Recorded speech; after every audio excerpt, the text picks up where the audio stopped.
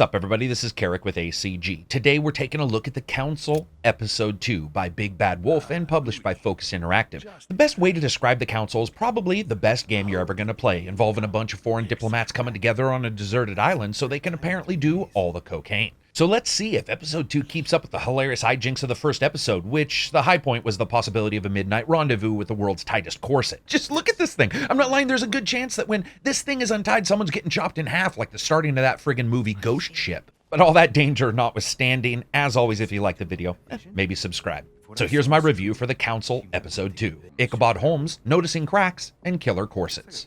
Of course, one thing to remember is this is an episodic game, and I did a review for the first one. You'll want to check that out, and I'll be skipping some elements if there's nothing that's really changed or things are repeated, and I'll be mentioning issues if they're pointed out as improvements or if I think the game took a step backwards.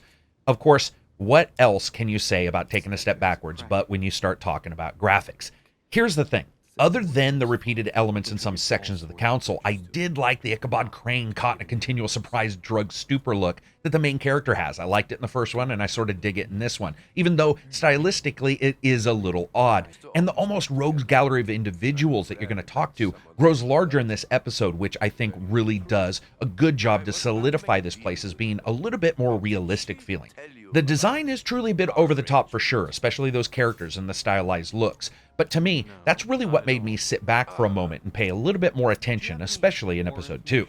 For example, take Napoleon, and you realize the dude must have just been doing the keto diet and then let himself go for all the paintings, because here he's a far more rakishly thin and less bloated Jabba the Hutt looking dude than in the art that we always see.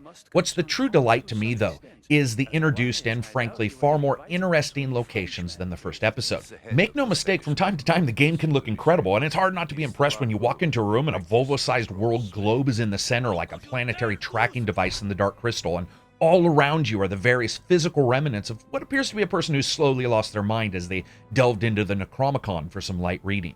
When you take those environments and, of course, the interesting character look and you put them together, it's fantastic stuff. And at times, the council environments, I think, do more than the characters do to tell the story, but I can't really give too much of that away without spoilers. Sadly, that is just some of them, though. The game's terrible second level on the mansion just hurts the playthrough tremendously. Like I mentioned in the first review, it's just a box with a repeated set of chairs and paintings and lights. It's like someone used copy-paste in an Unreal editor, plopped them down, and then spent all their time working on the other spaces and making them look interesting. If you didn't have to trudge through this space so often, I probably wouldn't bring it up, or at least wouldn't be as bad. But the 40th time you run down a hallway, only to feel like it's the same hallway like you're in the friggin' Shining, it can really be a bit bothersome. Sadly, what also continues from the first episode is performance issues. The game just seems like its performance is constantly degrading. 4K is possible with a current i7 at 4.2 and a 1080 Ti, but not as often as it should be. And then as new locations are introduced, and some of them are frankly gorgeous, the performance really starts to falter here. Some rooms and locations have particle lighting elements that tank the frame rate. Sticking at 1440p for the most part allowed for a VSync for me at 30 FPS, which is really abnormally low. Also, there are a number of little lighting issues that can happen, especially on things like the candelabras and candles, that can come across lowering the overall artistry of the world. And it's a world that I think, if raised above on a technical level, would really be something interesting. Overall, I'd say not a lot has changed, some for better, some for worse, about the same package. Normally this would move us to sound, music, and voice, but sound is pretty much all the same. It's good, I don't really have any issues with it. But I do want to talk about music for a second, because something has adjusted here.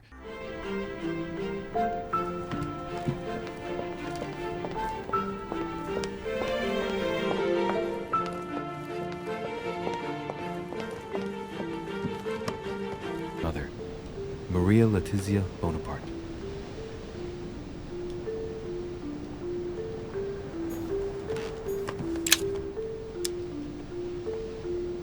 Tell me about her disappearance. Since she disappeared, your mother has been seen once. Her behavior on the evening of your arrival greatly surprised Gregory and myself. While the original episode was incredibly lean on its music front, and the second episode makes no bones about it, it's not going to be 360 panning and huge horns blaring in the background, but there are a number of little audio stingers and small musical elements, especially in the new locations, that I liked and were more noticeable than the previous episode. It's still an acquired taste, and one that at times doesn't seem poised to really take advantage of the fact that you're at a remote island hideaway with fantastically powerful world leaders, and then giving them the business into your private detective tongue as you try to sort out the mental weaknesses for later use of each of them. But a couple moments did stand out, like a particularly soft track that sounds like a synthesized xylophone that plays when exploring. It does a really excellent job of feeling quizzical all by itself as a set track, but it captures Louis's curious nature perfectly. And yes, that old saying is true about a cat and curiosity, because man, does he fall into the shit in this episode. Now, moving on from there, let's talk about voice for a second. I'm not going to lie, that first episode, there was a lot of moments where I thought George Lucas was directing this and it was just one line and he was like, good enough, and then went off to eat a scone. And the same problems still exist here, at least in the first moments, where it sounds like soulless and emotionless creatures have inhabited the human body and are just racing them around, but not really that happy to be free. Then, about a fourth of the way through the game, things started to pick up and get better, and by the end, Louis had some honest-to-goodness reactions to things that feel like he was actually in the moment. Sadly, not everyone has made that leap. George Washington still sounds like a person who'd sit on a bed of nails covered in fire and just go, yeah. And while Emily makes the best use of her time while on camera and seems to have made a good solid emotional investment, at least on the voice actress's side, you see her a great deal less than the previous episode. And sadly, that also happens to a couple of the other characters I like the priest and Scary McScaryface, who do excellent jobs throughout the title. I mean, seriously, I call him that, but look at that mug. It's like the Ghoulies and the Critters constructed the closest human-looking robot they could out of Jack Nicholson's Batman face paint and an 1800s ventriloquist doll. Seriously, it's just fucking haunting. Overall, though, there's some good improvements here, but not as many as I would have liked to really solidify the reminder that you're in with the big boys and girls of world power. I would have liked to have seen them all come together just a little bit more often. Now, gameplay and a bit about the story.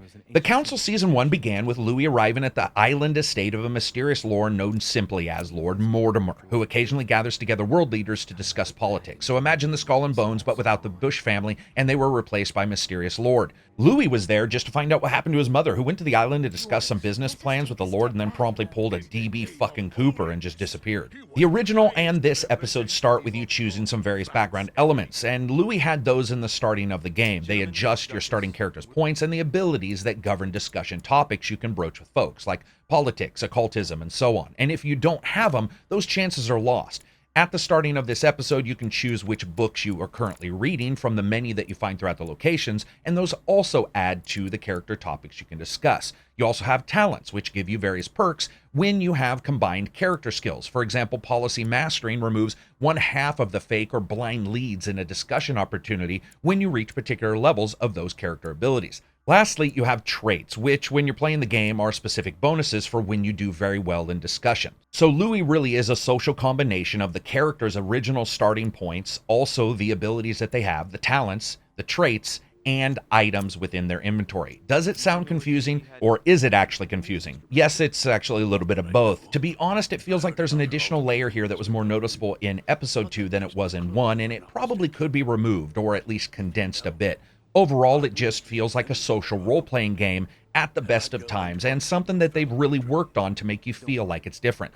Also, it's incredibly nice to have a game unlike the Telltale games, though Batman did a good job trying this, where you truly get a sense of failure and success, and the game saves constantly, so you can't cheat. That means watching someone walk away just pissed and snooty because you didn't dot your mental I's and said something profoundly stupid. Or you got caught doing something you were not supposed to, and the game takes Telltale's "Joe Bob is gonna remember this" alerts to a level far beyond those titles. Also, while complex, the way the skills and the abilities play out because of the items you find in the game world is excellent. There's this tit for tat of using your abilities throughout the game. Do you spend points on unlocking a lock versus maybe taking the time to find the key? But maybe taking the time to find the keys are allowing you to miss an opportunity to talk to someone you needed to talk to find out more about your mom's mysterious disappearance. Also, one of the delights of this game, really the sheer joy of it, in fact, is that the Council rarely gives you even close to enough of anything to complete all the things you want to. It is a slow game for sure, but do you spend your constantly lowering effort points on manipulating a guest into telling you a secret on accident, or do you hold on to him so you can figure out an arcane puzzle and maybe bully someone into giving you an item you need? And that really is the crux of the game. It's where the game solidly differentiates itself from the other point and pontificate titles that we see inside of this genre.